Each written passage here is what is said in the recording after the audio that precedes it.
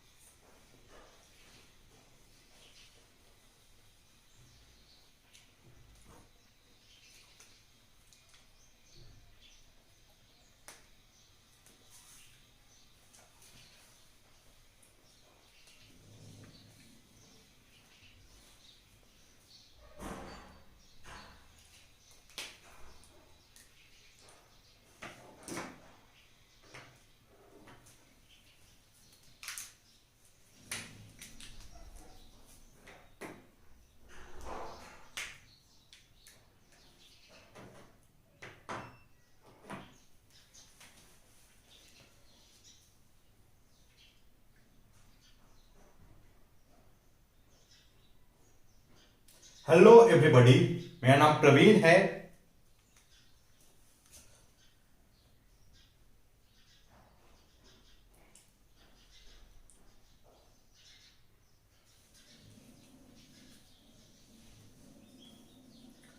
Hello everybody, मेरा नाम प्रवीण है and I welcome you at free online coaching and Bhagwan study center. Guys, इस video lecture में मैं आपके साथ इलेक्ट्रिक चार्ज एंड फील्ड के बारे में बात कर रहा था और ये जो है ये हमारा लेक्चर नंबर 13 है। ओके गाइस, जो लेक्चर नंबर 12 था उसमें हम बेसिकली इलेक्ट्रिक फ्लक्स के बारे में बात कर रहे थे। इलेक्ट्रिक फ्लक्स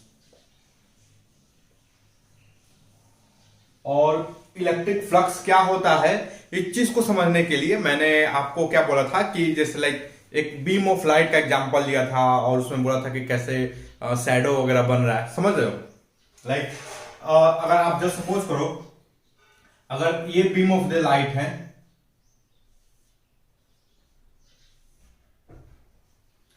और हमने अपने जो ये जो मेरा पाम है, पाम को मैं इस तरीके से रखूं ऐसे, तो इधर पूरा कंप्लीट शैडो बनेगा, बहुत बड़ा शैडो बनेगा।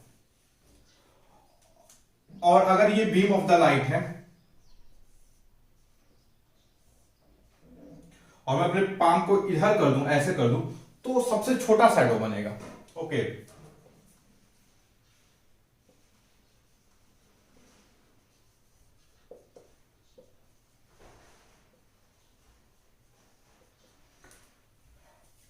दिस इज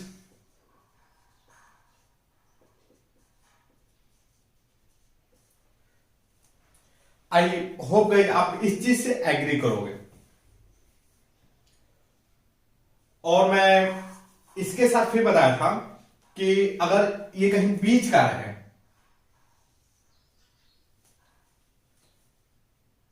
ये कहीं बीच का रहे, तो आप देखोगे ये जो एरिया है, आप देखो ये बेसिकली पाम का क्या है, ये मेरा पाम है, ये मेरा पाम का मैं बोलूं तो बेसिकली साइड व्यू है। ये साइड से दिख रहे हो तो ऐसा दिखेगा, एक्चुअल में ये मेरा पाम ऐसा है, समझ लो। लेकिन कोई इधर से दिखेगा तो बेसिकली ये लाइन दिखेगी, इसलिए मैं यहां पर लाइन ड्रॉ किया हूं, समझ लो। दिस इज बेसिकली एक मतलब ये एक क्वाड्रिलेटरल शेप का कोई ऑब्जेक्ट है।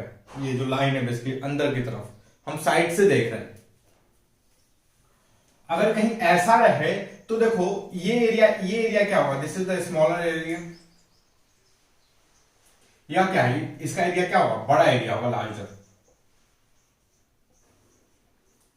ओके,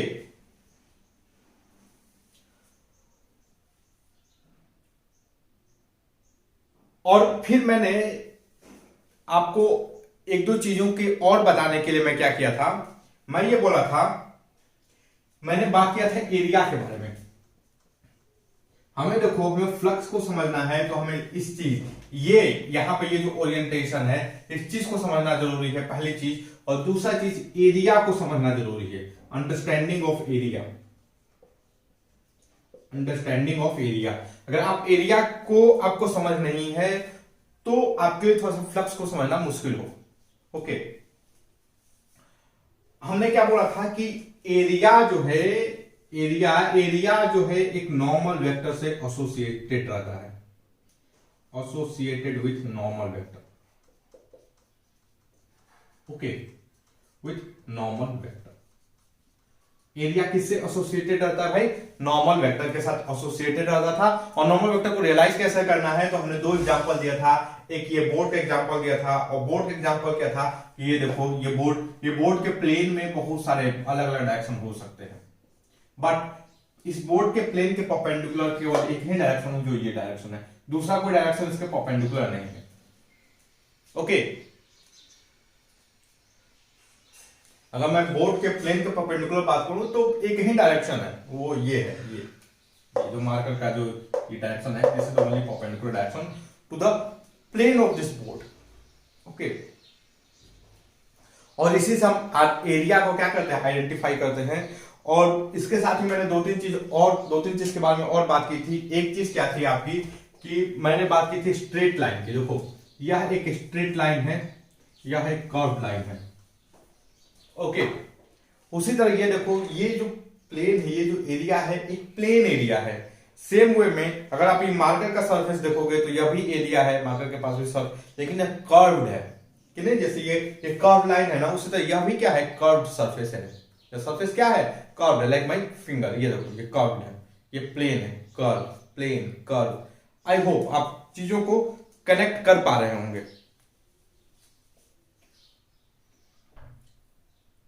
और फाइनली हमने कंक्लूजन क्या निकाला था, कंक्लूजन हमारा ये था कि जो फ्लक्स होता है,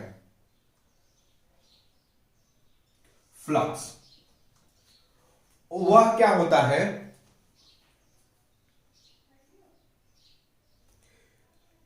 मैं इलेक्ट्रिक फ्लक्स की बात करूं, जैसे ये बीम है, ये लाइट बीम है तो हमें दिख गई, लेकिन आपको इलेक्ट्रिक फील्ड लाइन एक्चुअल में दिखेगी नहीं। आप चीजों को समझना, ये बीम है, ये बीम है तो हमें दिख गई, ये क्या, ये लाइट बीम है तो हमें दिख गई, लेकिन एक्चुअल में इलेक्ट्रिक फील्ड लाइन आपको दिखता नहीं है भाई, क्योंकि वो प्रेजेंस होता है। आप उसको फील कर सकते हो। फील कैसे करोगे, तो लाइक किसी ऑब्जेक्ट को रख दो स्पेस में, अगर वो कोई डायपोल ऑब्जेक्ट है, डायपोल फॉर्म हो जाता है, आसानी से फॉर्म हो जाता है। कोई डायपोल ऑब्जेक्ट है तो उसमें मूवमेंट होगा, उसका ओरिएंटेशन चेंज होगा, समझ रहे हो। तो हम जान जाएंगे भैया स्पेस में इलेक्ट्रिक फील्ड है। कोई चार्ज पार्टिकल को रख दो, उसमें मूवमेंट होगा, उसमें फोर्स लगेगा कोई, तब हम जान जाएंगे भैया स्पेस में इलेक्ट्रिक फील्ड है। बट यू कैन नॉट सी, आपको इलेक्ट्रिक फील्ड विजिबल नहीं है। जैसे ग्रेविटेशनल फील्ड, यह विजिबल है। देखो मैं क्या स्पेस में ग्रेविटेशनल फील्ड आपको दिख रहा है, नहीं है, आप बस फील कर सकते हो। देखो ये क्यों नीचे आ रहा है, ये नीचे क्यों आ रहा है, ड्यू टू ग्रेविटेशनल फील्ड, समझ रहे हो। तो ये मैंने लाइट एग्जांपल इसलिए लिया क्योंकि लाइट का जो रे है वो विजिबल है। मैंने बेसिकली फ्लक्स के कॉन्सेप्ट को समझाने के लिए आपको लाइट रे का एग्जांपल दिया। आपको क्या करना है, इस लाइट रे अभी जो आपको दिख रहा है उसको इमेजिन करना है कि वो इनविजिबल है। वो क्या है, ये इनविजिबल है, आपको दिखेगा नहीं, यू कैन जस्ट फील। तो अगर ये इलेक्ट्रिक फील्ड लाइन है तो दिस तो what is the flux for electric field line. यह क्या होता है, इलेक्ट्रिक फील्ड इनटू एरिया।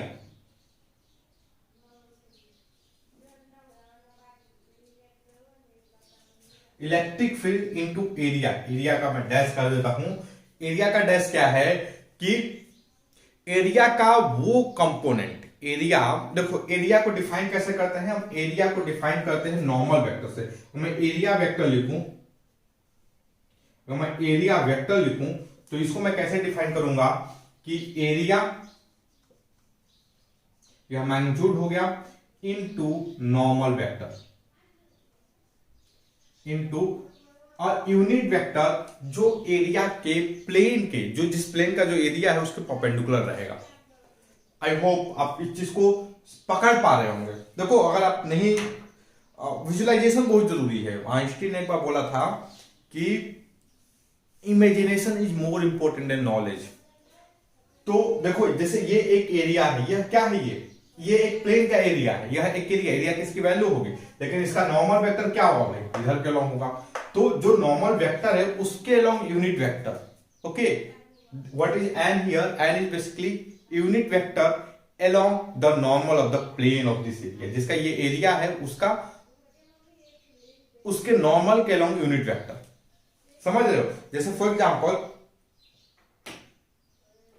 ये मार्कर है यहां पर, तो मार्कर का मैं ये पॉइंट लूं, ये पॉइंट, तो देखो अब इसका नॉर्मल वेक्टर किधर होगा, इधर होगा, तो इस नॉर्मल के along यूनिट वेक्टर जो होगा वो डिफाइन करेगा आपको एरिया वेक्टर। तो एरिया को हम कैसे डिफाइन करते हैं, एरिया वेक्टर को, एरिया या एक कांस्टेंट हो गया, ओके, या एक एरिया एक कांस्टेंट हो गया into this vector unit vector around the normal. तो बेसिकली ये क्वांटिटी क्या होगी, वेक्टर क्वांटिटी हो गई। तो अब जैसे देखो हमारे इस केस में देखो, मैं अगर इस केस की बात करूं तो हमारा नॉर्मल वेक्टर किधर होगा भाई, नॉर्मल यूनिट वेक्टर इस डायरेक्शन में होगा। तो भाई ये दोनों क्या है भाई, पैरेलल है कि नहीं, पैरेलल है, आई होप। अच्छा एक चीज देखो, ये वाला, अब इस केस में हमारा नॉर्मल वेक्टर किधर होगा, ये होगा नॉर्मल वेक्टर परपेंडिकुलर, और हमारा ये जो इलेक्ट्रिक जो फील्ड का वेक्टर है वो इधर इधर है, ओके। इस केस में देखो, इस केस में हमारा नॉर्मल वेक्टर किधर होगा, इस डायरेक्शन में है, समझ रहे हो। तो देखो यह क्या होगा, electric field and area, area dash क्या है, एरिया डैश में बात करूं तो area dash is basically area vector, चलो area along the electric field line,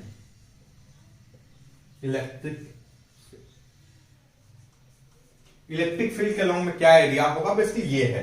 तो आप ध्यान से देखो गाइस, यह एरिया क्या होगा, अगर मैं हमारा एरिया वेक्टर इधर है तो इसके अलोंग एरिया क्या होगा, हमें ये एंगल फाइंड करना होगा, और this angle is basically area, यहां पे स्मॉल एरिया लिखते हैं, एरिया कॉस थीटा, ओके। यह क्या होगा बेसिकली एरिया कॉस थीटा होगा। So what can I phi here, मैं फाई इसको क्या लिख सकता हूं, electric field into area cos theta, okay. और यह किस बात पर डिपेंड करता है भाई, एंगल पर डिपेंड करता है। एंगल पर डिपेंड कैसे हमें पता चला भाई, क्योंकि यह इस बात पर डिपेंड करता है, इस वाले पर डिपेंड करता है, या इस केस में देखो ये मैक्सिमम फ्लक्स होगा, इस केस में आपका जीरो फ्लक्स होगा। और मैं ये बोलूं कि अगर ये इस देखो इसका एरिया ज्यादा होगा, ये जो एरिया है ये क्या होगा भाई, ज्यादा होगा, लेकिन इसका ई कॉस थीटा देखोगे तो बेसिकली यही एरिया आएगा, समझ रहे हो। ई कॉस थीटा देखोगे तो एरिया क्या होगा, ए कॉस थीटा, ए कॉस थीटा की वैल्यू जो है वो बेसिकली यही आएगी, समझ रहे हो। व्हाट इज ए हियर, ए अगर मैं इस केस में बात करूं तो ये हमारा एरिया है, और ए कॉस थीटा की वैल्यू क्या आएगी, इस चीज का एरिया, ओके। तो गाइस इस फोटो को समझना जरूरी है, और इस फोटो को समझने के लिए आपको एरिया वेक्टर को विजुलाइजेशन, एरिया वेक्टर का विजुलाइजेशन जरूरी है, उसके लिए आपको नॉर्मल का विजुलाइजेशन जरूरी है, ओके। और मैं आशा करता हूं आपके साथ कि ये जो है आपकी जो कॉन्सेप्ट है थोड़ी बहुत क्लियर हुई होगी, आपको बहुत ज्यादा क्लियर होगी जब आप बहुत सारे क्वेश्चन को सॉल्व करोगे। और एक्चुअली इस चीज को समझने के लिए ये केवल अभी शुरुआत है फ्लक्स को लेकर के, हम फ्लक्स के बहुत सारे क्वेश्चन सॉल्व करेंगे, और बहुत सारे क्वेश्चन, थोड़े बड़े बड़े क्वेश्चन सॉल्व करेंगे, एनसीईआरटी में भी बड़े बड़े क्वेश्चन दिए हुए हैं, लेकिन अभी हम एक सिंपल सा क्वेश्चन वेक्टर के फॉर्म में हम सॉल्व करेंगे, ताकि हमारा एरिया को लेकर, फ्लक्स को लेकर के, इलेक्ट्रिक फ्लक्स को लेकर के थोड़ा सा कॉन्सेप्ट क्लियर हो सके। और एनसीईआरटी के एग्जाम्पल वगैरह में तो क्वेश्चन नहीं है, ओके। मैं एक्सरसाइज के प्रॉब्लम को देखा नहीं हूं, एनसीईआरटी का क्वेश्चन ढूंढना पड़ेगा। एक बुक है गाइस, देखो मैं हमेशा आपको दो तीन चीजों को सर्च करता रहता हूं, लाइक अदर यूट्यूब चैनल और बुक्स। कुछ यूट्यूब चैनल है जो बहुत जबरदस्त हैं, लाइक एक क्या है आपका, एक कोचिंग है बनारस में, लाइक L1 कोचिंग के नाम से। इस पे कंटिन्यूअस वीडियो आते रहते हैं आप लोगों के लिए, ओके। तो इसका यूट्यूब चैनल है L1 कोचिंग के नाम से। अच्छा कोचिंग है, बहुत बढ़िया कोचिंग है, इसके रिजल्ट भी बहुत बढ़िया रहते हैं। दूसरा जो है आपका एक न्यू एरा कोचिंग करते हैं, और ये लोग भी काफी मेहनत करते हैं, इनके वीडियोस वगैरह काफी, ऑलमोस्ट इनके जो सिलेबस है, कोर्सेज कंप्लीट है इनके। तो आप इसको रेफर कर सकते हो, L1 कोचिंग को, न्यू एरा कोचिंग को। उसके बाद एक फिजिक्स गैलेक्सी करके चैनल है, जबरदस्त चैनल है, ओके। आप इसके वीडियो भी जाकर के रेफर कर सकते हो। उसके बाद कुछ आप बुक जो आपको लेने चाहिए, तो एक बुक एनसीईआरटी आपके पास तो होनी ही चाहिए। दूसरी बुक जो है आपकी एससी वर्मा होनी चाहिए, और ये एक और बुक होनी चाहिए डीसी पांडे और फिजिक्स गैलेक्सी की, ओके। खैर मैं इन दोनों बुक से क्वेश्चन करवाता रहता हूं, लेकिन मैं सजेस्ट करूंगा आप दोनों में से कोई एक बुक एटलीस्ट ले लो, अच्छी बुक है। मैं अभी एक क्वेश्चन सोल्व करवाने जा रहा हूं, ताकि हमारा जो इलेक्ट्रिक फ्लक्स है, इलेक्ट्रिक फ्लक्स, इसकी प्रैक्टिस हो जाए, ओके। इसकी प्रैक्टिस हो जाए, और ये जो क्वेश्चन है ये मैं करवाऊंगा बेसिकली फिजिक्स गैलेक्सी से। इसको मैं किससे करवाऊंगा? फिजिक्स गैलेक्सी से, जो फिजिक्स गैलेक्सी की बुक है उससे करवाऊंगा, ओके। आशीष अरोड़ा सर ने लिखी हुई है, बहुत बढ़िया किताब है।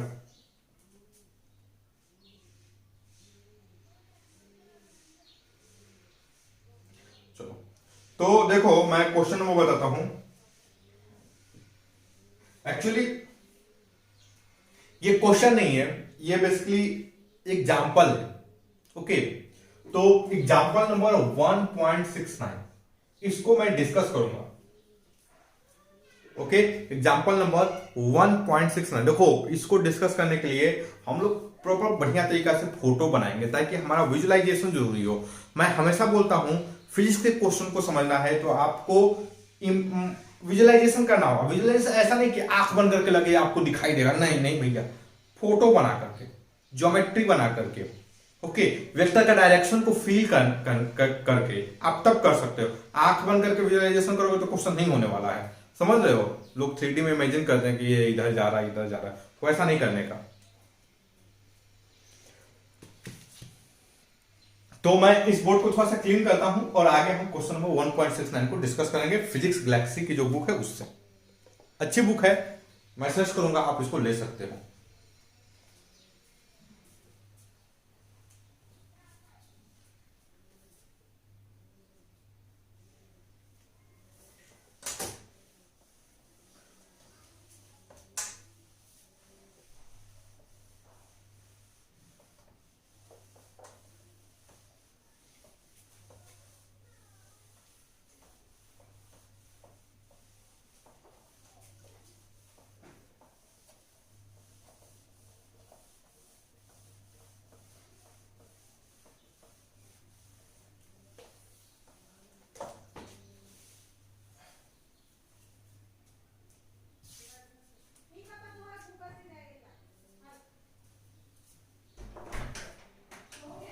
अरे नहीं बेबी, अरे पॉप दे दो यार, तुम नहीं खाओगी?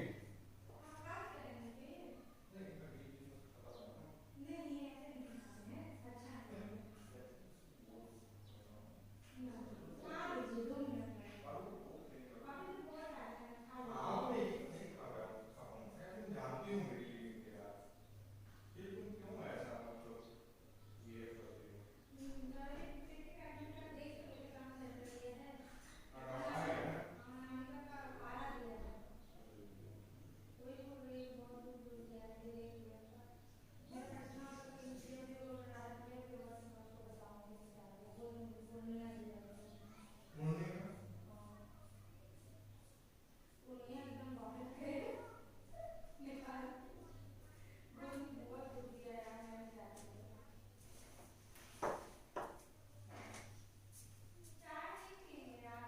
चाय पियेंगे? बिल्कुल पियेंगे, बनाओ।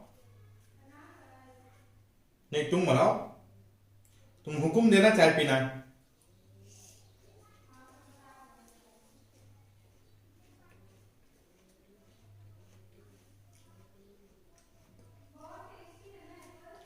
हम्म। कितना?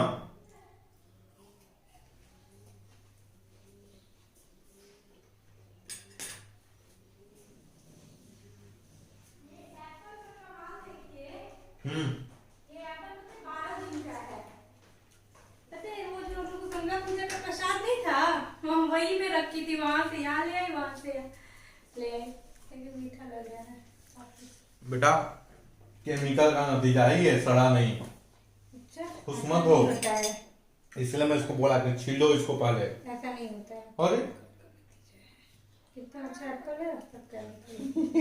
लड़की मेरी बात ही नहीं सुनती यार। हम्म।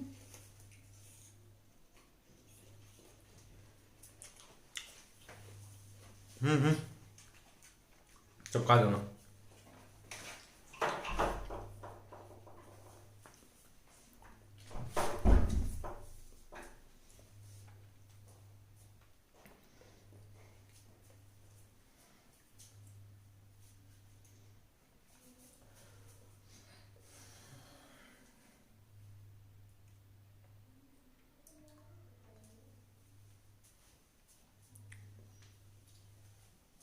ओके गाइस, तो अब मैं क्या करता हूं, मैं जो क्वेश्चन है उसको एक बार अब एक्सप्लेन करता हूं। देखो क्वेश्चन नंबर क्या है, फिजिक्स गैलेक्सी जो बुक है आप नोट कर लो, फिजिक्स गैलेक्सी 1.69।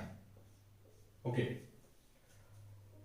क्वेश्चन क्या है, electric field in a region is given by E is equal to, electric field क्या है भाई, E is equal to AI plus BJ। I hope ये इलेक्ट्रिक फील्ड है रीजन में, और क्या है here A and B are constant. A और B क्या है, A and B are constant. Okay, जो भी डाटा है मैं इसको लिखता हूं। Find the net electric flux passing through a square area of side L parallel to YZ plane. चलो मैं इस चीज को लिखता हूं, फिर हम समझेंगे ये कैसा दिया है, इसका क्या मतलब है। Find the net electric flux, okay, passing through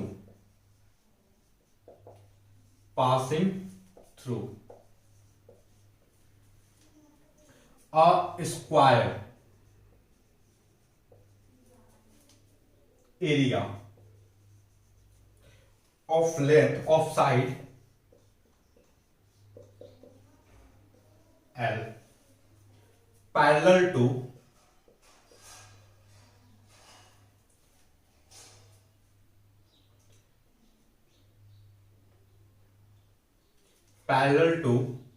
YZ plane. तो सबसे पहले ये जो इंफॉर्मेशन है इसको समझते हैं। देखो गाइस, आप इलेक्ट्रिक फ्लक्स को समझे होंगे तो आप ठीक है फॉर्मूला याद कर लिए होंगे, कोई दिक्कत नहीं। फॉर्मूला आप क्या जानते होंगे भाई, ध्यान दे दिए होंगे कि यह जो आता है बेसिकली इलेक्ट्रिक फ्लक्स जो फाई आता है, यह क्या आता है, electric field area cos theta. Okay, या इसको मैं जब कंपेयर कर दूं तो I can write like this. Okay, अब ये फॉर्मूला जान गए होंगे, ठीक है, गुड, वेरी गुड अगर आपको पता है तो।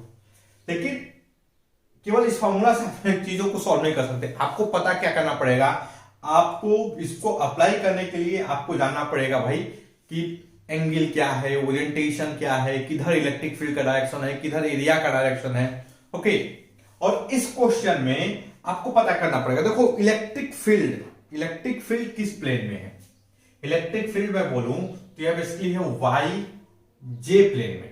अरे वाई एक्स वाई प्लेन में है। इलेक्ट्रिक फील्ड किस में है? एक्स वाई प्लेन में। वाई ये जे को मैं मतलब ये जो जे यूनिट डायरेक्शन है उसको मैं बोल लीजिए एक्स वाई प्लेन में। मैं अगर देखो मैं अगर फोटो बनाऊं तो कुछ इस तरीके से मेरा बनेगा। ओके ये देखो लेट अस अज्यूम कि ये हमारा एक्स एक्सिस है, दिस इज वाई एक्सिस। आपको जो मन करे सो ले लो, एक्स एक्सिस वाई एक्सिस कोई फर्क नहीं पड़ने वाला। ओके ये हमारा है जेड एक्सिस।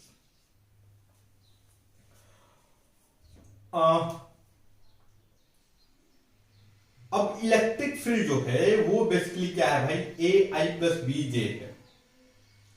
तो लेट अस अज्यूम इसका डायरेक्शन समवेयर यहां पर ऐसे है। इलेक्ट्रिक चलो मैं यहां पर नहीं, मैं कहीं यहां पर ले लेता ताकि हमें डायरेक्शन की फीलिंग है। This is the direction of electric field. ये इस प्लेन में है, ये जो प्लेन बन रहा है हमारा ना ये वाला बेसिकली इस प्लेन में है इलेक्ट्रिक फील्ड। ओके समवेयर ऐसे इस प्लेन में इलेक्ट्रिक फील्ड का डायरेक्शन। ओके अब एरिया किधर है? एरिया जो है वो बेसिकली आपका एरिया किधर है भाई? एरिया जो है वो है आपका parallel to Y Z plane. Area क्या है? Parallel to Y Z plane. मतलब इस एक स्क्वायर है, अगर मैं लेट अस अज्यूम कि ये लेंथ हमारा एल है, ओके तो इधर भी एल होगा और ये, तो हमारा एरिया जो है बेसिकली इसके इस प्लेन के पैरेलल में है। ओके हमारा एरिया किधर है भाई? इस प्लेन के पैरेलल में। ये वाला हमारा एरिया का प्लेन है, ठीक। आई होप गाइस आप वाई जेड प्लेन के पैरेलल में समझ रहे होंगे। वाई जेड प्लेन ये हमारा एरिया का प्लेन होगा। ओके चलो आप आई डोंट थिंक कि आपको यहां तक कोई दिक्कत होगा। अब देखो अब ये इस प्लेन का नॉर्मल वेक्टर किधर होगा? मैं एक एक step by step piece by, देखो किसी भी चीजों को सॉल्व करना है ना तो जैसे एक अभी आप अगर न्यूज वगैरह देखते होंगे तो चाइना जो है कंट्री को कैप्चर करता है। कैसे कैप्चर करता है? तो पीस बाय पीस करता है। मतलब वो डायरेक्टली नहीं करता, पहले छोटे से पार्ट को करेगा, उसको अपने पास रखेगा, फिर आगे बढ़ेगा, फिर छोटे से पार्ट को करेगा, फिर अपने पास रखेगा। पीस बाय स्लाइस, समझ लो, स्लाइस चॉपिंग, चॉप कर दो धीरे धीरे। तो हम इस बड़े से क्वेश्चन को क्या करेंगे? चॉप करेंगे पीस बाय पीस, समझ रहे हो? तो हमने सबसे पहले क्या किया कि भाई इलेक्ट्रिक फील्ड का प्लेन पता कर ली, हमें कोई दिक्कत नहीं हुई इलेक्ट्रिक फील्ड का प्लेन पता करने में। अब हम क्या करेंगे? अब भाई हम पता कर लेंगे ये एरिया, हमने इस एरिया को देखा, ये हमारा एरिया हो गया, ओके वाई जेड प्लेन में। अब इसका जो नॉर्मल होगा वाई जेड प्लेन का वो कहीं इधर आएगा, okay Y Z plane, Y Z plane का नॉर्मल क्या होगा भाई? इधर आएगा। देखो अगर हमें दिक्कत है पता करने में वाई जेड प्लेन का नॉर्मल किधर होगा, हमारा जो बेसिक वेक्टर का जो कॉन्सेप्ट है ना हम उसको भी यूज कर सकते हैं। जैसे हमें पता है कि भाई देखो ये वाई जेड प्लेन है ना, जिसका एक वेक्टर तो इसके अलोंग होगा, ओके यह होगा जे, और दूसरा वेक्टर होगा इसके अलोंग, वह होगा के। एक काम कर लेते हैं, मैं जे क्रॉस के निकालता हूं। जे क्रॉस के ये क्या होगा? ये दोनों के जो जे क्रॉस के आएगा वो जे के भी परपेंडिकुलर होगा और के के भी परपेंडिकुलर होगा, मतलब ये इस एरिया के प्लेन के परपेंडिकुलर होगा। बात समझ रहे हो? जे एंड के, जे क्रॉस के जो आएगा वो इस एरिया के प्लेन के परपेंडिकुलर होगा। तो आई जे के, जे क्रॉस के, ये क्या आएगा? आई आएगा। मतलब जो हमारा नॉर्मल वेक्टर आ रहा है वो बेसिकली इधर के लॉन्ग आ रहा है। तो ये आप एक तरीका से कैलकुलेशन के थ्रू भी कर सकते हो। पहला चीज अगर आपको डाउट है तो समझ रहे हो, एक बार प्लेन पता कर लिया ना आपने तो आप एरिया वेक्टर जो है आप कैलकुलेशन के थ्रू कर सकते हो, पहला चीज। तो दूसरा चीज, लेकिन मैं इसको सजेस्ट नहीं करूंगा, मैं इस चीज को रिकमेंड नहीं करता। आप इसको अब लॉजिक भी तो देखो यार, ये जो है ये वाई और जे प्लेन है ये। अब इस पे इन दोनों प्लेन के परपेंडिकुलर में क्या आएगा? आपका एक्स प्लेन है। यही तो भाई हमारा बेसिक ऑर्थोगोनल जो एक्सिस है उनका डेफिनेशन होता है। तीनों जो एक्सिस है एक्स वाई जेड, हमने भाई जब वेक्टर पढ़े थे क्लास 11 में, मैं बोला था ना कि तीनों एक दूसरे के परपेंडिकुलर है। तो एरिया जो है वो वाई और जेड प्लेन में है, तो इसके परपेंडिकुलर क्या होगा भाई, हमारा एक्स प्लेन होगा। ओके, तो गाइस अगर मैं लिखूं कि हमारा जो एरिया वेक्टर है, मैं अपने एरिया वेक्टर के बारे में लिखूं, तो एरिया वेक्टर क्या होगा, एरिया का मैग्नीट्यूड ऑफ दिस एरिया, तो वह क्या होगा एल स्क्वायर। और मैं इस डायरेक्शन को पॉजिटिव ले लेता हूं। ओके, मैं इस डायरेक्शन को पॉजिटिव ले लेता हूं, तो what can I write here, L square I, this is our area vector, L square I. यह क्या है हमारा, ये है हमारा एरिया वेक्टर। बात समझ रहे हो कि हमारा एरिया वेक्टर क्या है, this L square I. Okay, और देखो अब हमें देखो, हमें एरिया वेक्टर पता चल गया, समझ रहे हो। एरिया वेक्टर को जानना जरूरी है, एरिया वेक्टर क्या करना है, जानना जरूरी है, वो है एल स्क्वायर आई। अब हमें इलेक्ट्रिक फील्ड का वेक्टर पता है, ए आई प्लस बी जी। अब इस क्वेश्चन को सॉल्व करने के दो तरीके हैं। एक तरीका क्या है, हम डायरेक्टली डॉट प्रोडक्ट निकाल लें। ओके, दूसरा तरीका क्या है, हम थोड़ा सा और विजुअलाइजेशन करें। हम थोड़ा सा क्या करें भाई, और विजुअलाइजेशन करें। और विजुअलाइजेशन कैसे करेंगे, तो हम एक सिंपल फोटो बना लेते हैं। जैसे देखो, हमारा जो इलेक्ट्रिक फील्ड है वो कहीं इस डायरेक्शन में है, ऐसे इस डायरेक्शन में, ऐसे। ओके,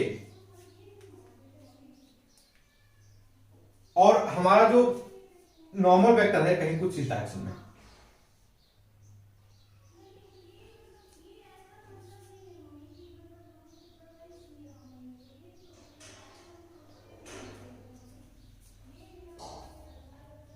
एरिया वेक्टर जो हमारा कहीं मतलब कुछ इस डायरेक्शन में है। ओके,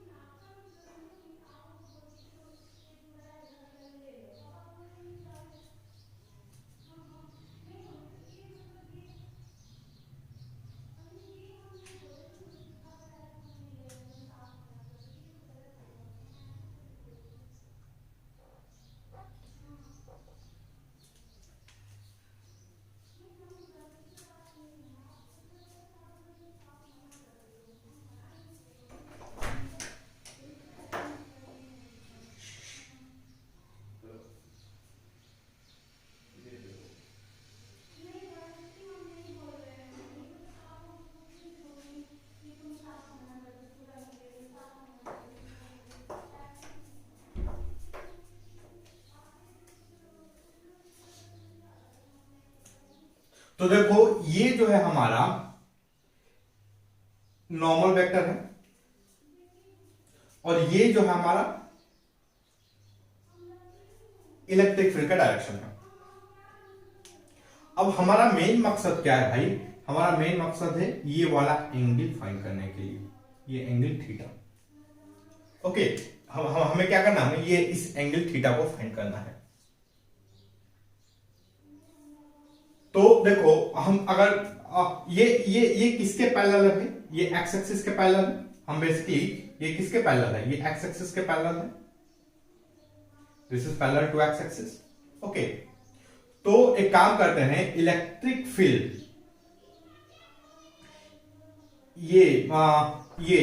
ये जो है इलेक्ट्रिक फील्ड जो है वो एक्स एक्सिस के साथ कितने एंगल पर हम इसको फाइंड कर लेते हैं। देखो अगर मैं इलेक्ट्रिक फील्ड का डायरेक्शन लिखूं तो हमारा क्या भाई, ये वाला लेंथ होगा ए, लेट अस अज्यूम, ये वाला लेंथ होगा बी। ओके, तो ये एंगल क्या हुआ, ये एंगल, ये ए हो गया, ये बी हो गया, तो ये यही एंगल थीटा होगा। ओके, हमें ए भी पता चल गया, हमें ये लेंथ पता चल गया, दिस लेंथ हम we can calculate that it is A square plus B square. हमें मोटा मोटी ये जो डेफिनेशन इससे एंगल पता चल गया, what is going to be the angle between area देखो इसके मतलब समय क्या पता चला, एक्स एक्सिस और इलेक्ट्रिक फील्ड के बीच का क्या एंगल होगा, करेक्ट। अब जो नॉर्मल वेक्टर है वो एक्स एक्सिस के पैरेलल है, तो हमें क्या पता चल गया भाई, x axis sorry electric field और नॉर्मल जो एरिया का जो वेक्टर है उसके बीच में एंगल क्या है, हमें ये पता चल गया। तो अब देखो, अब हमें हमारा नॉर्मल वेक्टर इधर है, इलेक्ट्रिक फील्ड का डायरेक्शन इधर है, मैं नॉर्मल का इलेक्ट्रिक फील्ड के अलोंग कंपोनेंट निकाल लेता हूं, समझ रहे हो, मैं नॉर्मल का इलेक्ट्रिक फील्ड के अलोंग कंपोनेंट निकाल लेता हूं। तो यह क्या होगा, अगर ये नॉर्मल वेक्टर है, ये वाला वेक्टर है हमारा एल स्क्वायर, इसका कंपोनेंट निकालूं तो एल स्क्वायर कॉस थीटा, यही होगा भाई L square cos theta. Okay, यही यह क्या होगा भाई, L square cos theta. Guys मैं क्या करता हूं, हमने ये कॉस थीटा की वैल्यू जो होगी वो क्या होगी, अगर आप इस ज्योमेट्री पर ध्यान देंगे, इस ज्योमेट्री पे एल कॉस स्क्वायर थीटा है, तो जो कॉस थीटा की जो वैल्यू आएगी वो बेसिकली होगी आपकी A divided by A square plus B square. Okay, हमें क्या लिखना है नाउ, अब हमें इलेक्ट्रिक फील्ड का मैग्नीट्यूड फाइंड करना है, हमें क्या फाइंड करना है, इलेक्ट्रिक फील्ड का मैग्नीट्यूड। और इलेक्ट्रिक फील्ड का मैग्नीट्यूड विद फुल कॉन्फिडेंस क्या होगा भाई, ये यही होगा आपका under root A square plus B square. Okay, ये वाला length, this is going to be the magnitude of electric field. Okay, तो हमारे हिसाब से जो फ्लक्स होना चाहिए, इलेक्ट्रिक फ्लक्स जो होता है वो क्या होता है, electric field into component of norm area vector along the electric field. तो क्या होगा, इलेक्ट्रिक फील्ड का magnitude under root A square plus B square, यह मैग्नीट्यूड हो गया। Area vector along the electric field into L A,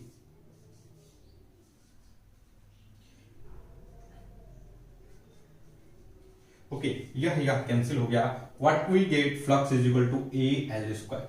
I hope guys आपको इस चीज में कोई दिक्कत नहीं होगी। तो देखो ये जो है, ये हमने बेसिकली क्या किया, जो नॉर्मल हमारा ज्योमेट्रिकल सेंस है चीजों को कैलकुलेट करने का, इसकी मदद से हमने की। अब हम एक काम करते हैं, अब हम जरा वेक्टर की मदद से चीजों को करते हैं। ये हमने क्या कर लिया भाई, एरिया वेक्टर है, ये हमारा सॉरी ये हमारा इलेक्ट्रिक फील्ड का वेक्टर है, ये हमारा एरिया वेक्टर है। Okay, so what can I right, जो फ्लक्स होगा, फ्लक्स वो होगा vector E dot vector A. Okay, vector E dot vector A.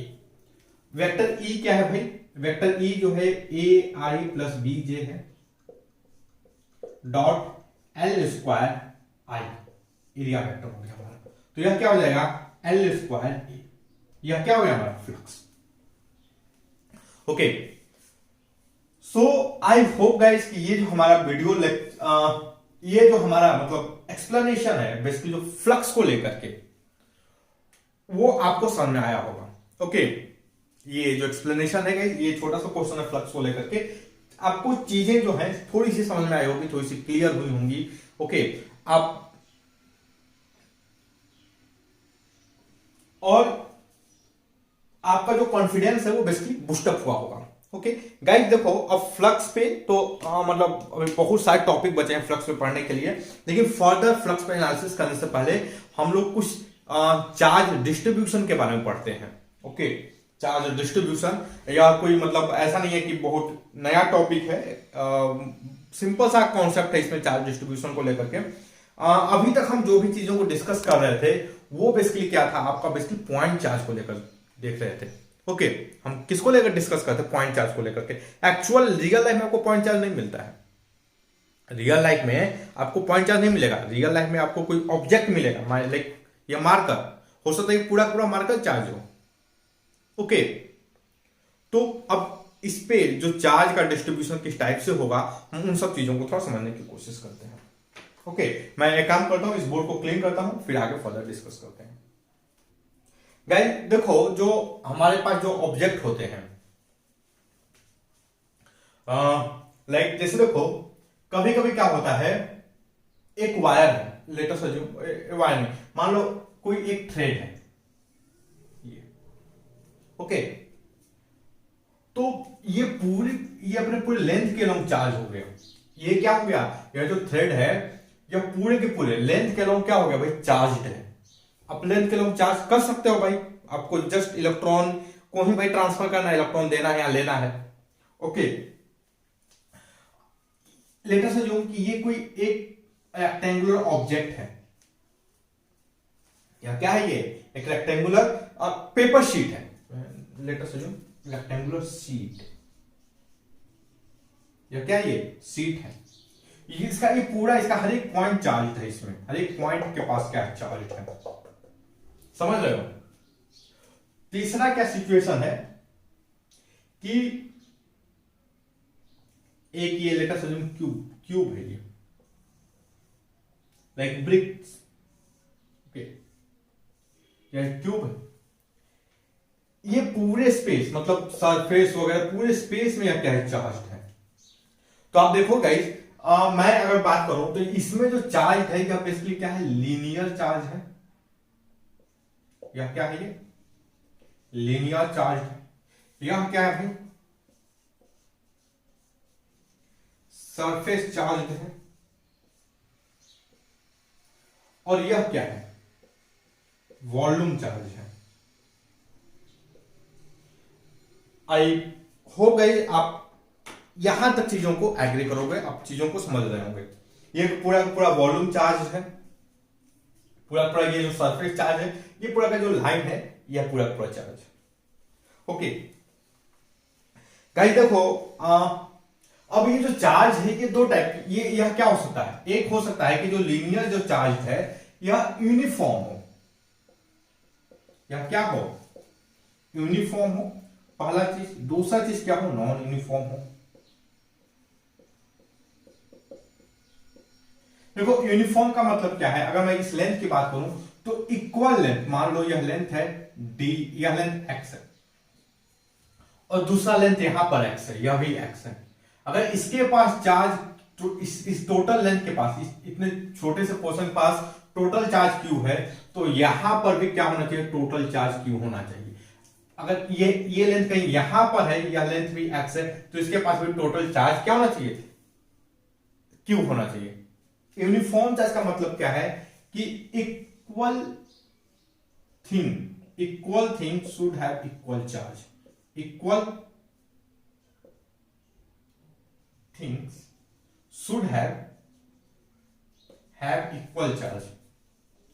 Charge क्या होता है भाई, अगर इक्वल, इस केस में जो थिंग है हमारा लेंथ है, इक्वल लेंथ के पास इक्वल चार्ज होना चाहिए। यहां पर लेंथ एक्स है, इसका चार्ज क्यू है, और यहां पर भी अगर लेंथ एक्स है, इसका भी चार्ज क्यू होना चाहिए। यहां पर लेंथ एक्स है तो इसका भी चार्ज क्या होना चाहिए, एक्स होना चाहिए। ओके, तो इस टाइप का जो चार्ज डिस्ट्रीब्यूशन होता है, हम उसको बोलते हैं equal uniform charge distribution. Okay, और चार्ज पर यूनिट एक टर्म होता है जिसको हम डिफाइन करते हैं charge per unit length, per unit length. और जो चार्ज होता है, जो टोटल चार्ज होगा, मान लो, और मान लो ये छोटा सा लेंथ dq है, ये छोटा सा लेंथ क्या है, dq, ये dx है, ये छोटा सा लेंथ क्या है, dx है। तो जो चार्ज dq होगा वो बेसिकली क्या होगा भाई, चार्ज पर यूनिट लेंथ, और इसको लेटर शो एज्यूम कि हम इसको शो करते हैं लैम्डा से, इसको लोग किससे, इन जनरल किससे शो करते हैं, लैम्डा से। तो चार्ज जो dq होगा वो बेसिकली क्या होगा, lambda dx। Okay, similarly guys, ये जो सीट है, सीट के केस में भी क्या हो सकता है, जो चार्ज है वह दो टाइप से डिस्ट्रीब्यूट हो सकता है। एक होगा आपका यूनिफॉर्म, दूसरा क्या हो सकता है, नॉन यूनिफॉर्म। एक यूनिफॉर्म हो सकता है होगा, और दूसरा क्या होगा, नॉन यूनिफॉर्म। यूनिफॉर्म का क्या मतलब है, यूनिफॉर्म का क्या मतलब है कि इक्वल एरिया, मान लो यह एरिया है आपका ए स्क्वायर, यहां पर भी एरिया है ए स्क्वायर, कहीं इस जगह पर भी एरिया है ए स्क्वायर, यहां पर भी एरिया है ए स्क्वायर। तो इक्वल एरिया कितना लेंथ होना चाहिए, इक्वल कितना लेंथ होना चाहिए, equal area should contain equal amount of charge. अगर यूनिफॉर्म चार्ज है तो यहां पर इसका जो टोटल चार्ज क्यू होगा, यहां पर भी क्यू होगा, यहां पर भी क्यू होगा, यहां पर भी क्यू होगा। Equal area should have equal length, equal charge. Equal area के पास कितना चार्ज होना चाहिए? इक्वल चार्ज होना चाहिए। कब? ये कब होगा? जब चार्ज का डिस्ट्रीब्यूशन यूनिफॉर्म होगा। अगर नॉन यूनिफॉर्म है तब ऐसा नहीं होगा, समझ लो। नॉन यूनिफॉर्म है तो ऐसा नहीं होगा। अब देखो यहां पे जो चार्ज, यहां पे जो सरफेस चार्ज को हम डिफाइन करते हैं वो बेसिकली किससे करते हैं? सरफेस चार्ज डेंसिटी से। सरफेस चार्ज डेंसिटी से, और इसको रिप्रेजेंट करते हैं, वो करते हैं क्या? सिग्मा से। ओके, इसको किससे रिप्रेजेंट करते हैं? सिग्मा से। और मान लो यहां पर ये स्पेस है, अगर सरफेस चार्ज डेंसिटी क्यू है, जो सरफेस चार्ज डेंसिटी क्या है? वो है आपका क्यू। ये sigma, surface charge density sigma है, इसका एरिया है डी ए। तो what can write here? D Q is equal to sigma D A. Okay, same case में इसमें भी दो पॉसिबिलिटी हैं। जो चार्ज का डिस्ट्रीब्यूशन हो वो हो सकता है यूनिफॉर्म हो, और क्या हो भाई? Non uniform. ओके, अब यूनिफॉर्म होगा तो इस पूरे स्पेस में जो इक्वल वॉल्यूम होगा, इक्वल वॉल्यूम, मान लो इसका वॉल्यूम अगर भी है, यहां पे, यहां पर भी वॉल्यूम भी है, इस जगह भी वॉल्यूम भी है, तो equal volume should have equal charge. अगर इसका वॉल्यूम भी है, यहां पर भी है, यहां पर भी है, इसका चार्ज क्यू है, तो यहां पर भी चार्ज क्यू होना चाहिए, यहां पर भी चार्ज क्यू होना चाहिए। Equal volume should have equal charge. Okay, equal volume क्या होना चाहिए? इक्वल चार्ज होना चाहिए। और ये जब केस होगा इक्वल वॉल्यूम इक्वल चार्ज, तो हम इसको बोलते हैं यूनिफॉर्म चार्ज डिस्ट्रीब्यूशन। और ये जब केस हो इक्वल वॉल्यूम जो है इक्वल चार्ज ना हो, तो हम बोलेंगे भैया non uniform charge distribution. Okay, चलो अब इसमें हम इस केस में हम डी क्यू, मान लो यहां पर ये वॉल्यूम जो है डीवी है, इस स्पेस में यहां पर कहीं वॉल्यूम डीवी है, और तो इस पे हम जो चार्ज डिफाइन करेंगे, डीक्यू कैसे डिफाइन करेंगे? जो डीक्यू होगा वो क्या होगा? एक वॉल्यूम, जो वॉल्यूम चार्ज डेंसिटी होता है, एक वॉल्यूम, हम पहले उसको डिफाइन करेंगे वॉल्यूम चार्ज डेंसिटी से, और यह क्या होगा? यह होगा रो। तो जो डीक्यू होगा वो बेसिकली क्या होगा? रो डीवी। ओके, यह क्या होगा? रो डीवी। तो गाइस देखो ये जो हम कॉन्सेप्ट बेसिकली जो पढ़ रहे हैं, ये बेसिकली मोर और लेस मैथमेटिकल कॉन्सेप्ट है। ओके, आप इसको मैथमेटिकली चीजों को कनेक्ट करने की कोशिश करोगे, आपके लिए बेटर होगा। यहां पर फिजिक्स के जो कॉन्सेप्ट्स हैं बहुत कम है, इसमें कोई फिजिक्स नहीं है, इसमें कोई Coulomb's law, Newton's law follow नहीं हो रहा है। ओके, सिंपल है, आपको ऑब्जर्व करना है कि चार्ज का डिस्ट्रीब्यूशन कैसा है, यूनिफॉर्म है, नॉन यूनिफॉर्म है, डीक्यू क्या होगा। ओके, अगर ये जो चार्ज, मान लो ये वॉल्यूम है, वॉल्यूम में जो चार्ज वेरिएबल हो, वॉल्यूम में जो चार्ज का डिस्ट्रीब्यूशन क्या हो? वेरिएबल हो, तो किस तरीके से होगा? अगर वेरिएबल होगा तो आपकी जो सरफेस चार्ज डेंसिटी होगी वो क्या होगी? डीक्यू बाई डीवी होगी। अब आपको कभी डीवी निकालना पड़ेगा, डीवी क्या होगा? ओके, आपको डीवी निकालना पड़ेगा। यहां पर मान लो इस एरिया में अगर चार्ज हो, वेरिएबल हो, तो आपका जो ये जो सरफेस चार्ज डेंसिटी जो सिग्मा होगा क्या होगा? डीक्यू बाई डी ए होगा। ओके, आपको फिर से डी ए निकालना पड़ेगा, तो इन सब चीजों पे आपको ध्यान देना पड़ेगा। सेम वे में अगर यहां पर यह वेरिएबल है तो what can you write? D Q by D X equal to lambda. सबसे सिंपल भाई डीएक्स निकालना है, डीक्यू बाई एक्स के रिस्पेक्ट में डिफरेंशिएट कर दो। अब इसमें आपको एरिया निकालना पड़ेगा, डीए निकालना पड़ेगा, इस केस में आपको डीवी निकालना पड़ेगा। ओके गाइस देखो, इन सब चीजों पे इससे ज्यादा बहुत ज्यादा बात करने की कोई ज्यादा जरूरत नहीं है। जैसे देखो लाइक मैं जब क्वेश्चन सॉल्व करूंगा तो उसमें हम डिस्कस करेंगे कि डी वी कैसे निकालें स्पेशल केस में। और स्पेशल केस क्या होगा? हमारा स्फीयर, हमारा क्या होगा? स्फीयर। ओके हम स्फीयर में सीखेंगे, जो कॉन्सेप्ट सीखेंगे हम उसी का कोई कॉम्प्लिकेटेड शेप दे दे, लाइक अगर मान लो हमको सिलेंडर दे दे तो हम निकाल सकते हैं, और कोई हमें कोन दे दे तो हम निकाल सकते हैं, क्यूबॉइड दे देगा तब भी हम निकाल सकते हैं। ओके बट हम सबसे पहले किस पे सीखेंगे, स्फीयर पे, फिर सिलेंडर पे आएंगे।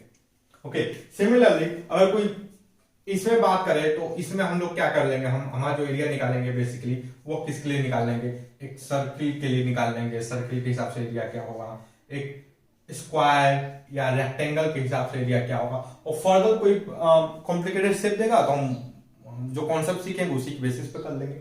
ओके ये तो लीनियर लाइन है, इसमें तो ज्यादा वेरिएशन है।